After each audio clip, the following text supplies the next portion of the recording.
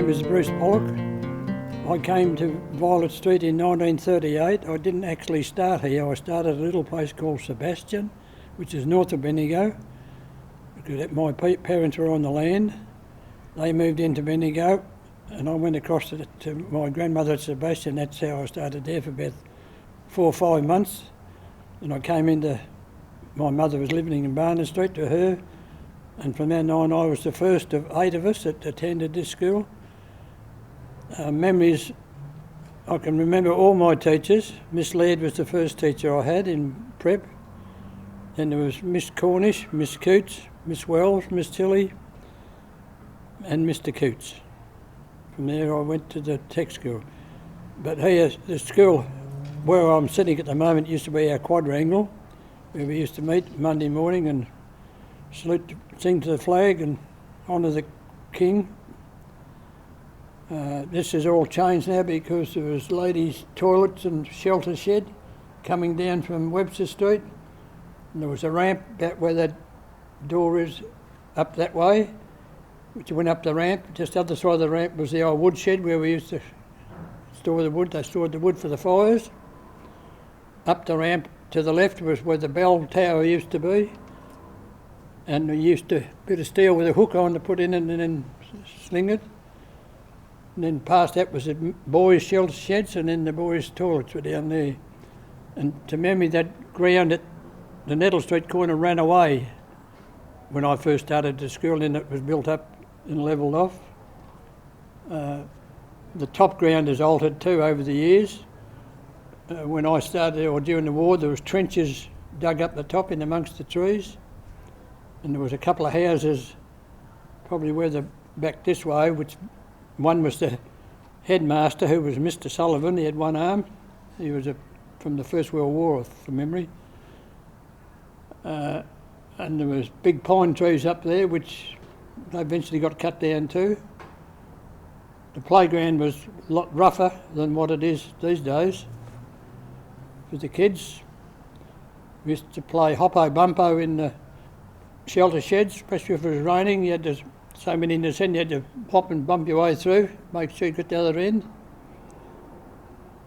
And there used to be another game. We used to put 5 stones down near the brick wall down there and have a tennis ball and try and hit the stones, and each stone was worth so many, but you had to get the ball back in your hand. Another thing inside was we all had wooden desks, and as you went up, got to about grade 3 or 4, I think we started to use pens and little holes in the desk, which the inkwells used to be.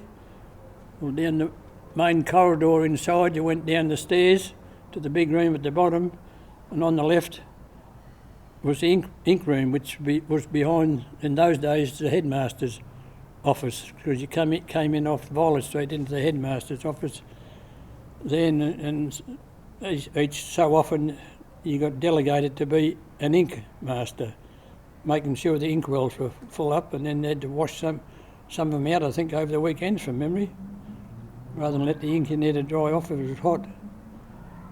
I enjoyed my days at Violet Street. Many happy memories. I can remember all the teachers. I can remember going swimming at the end of October down to the municipal baths down Barnard Street, and we used to play a bit of inter-school sport, football and cricket.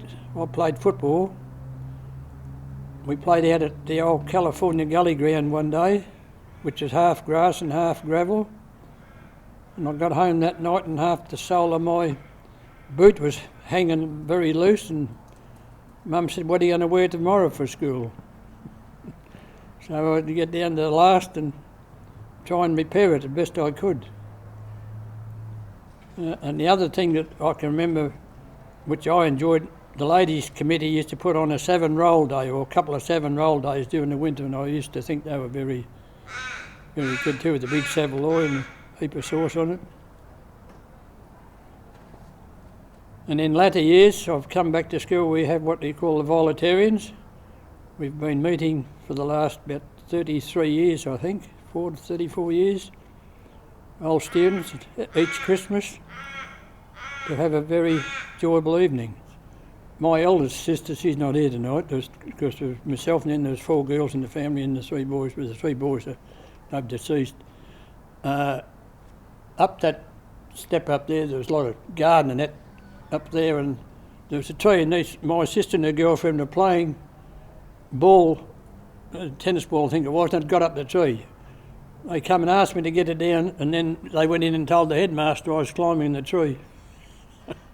And I think he might have went in and he might have gave me one strap on. That's never, I've never forgotten. Doing a good deed and being punished for it. Well, thought you were doing a good deed.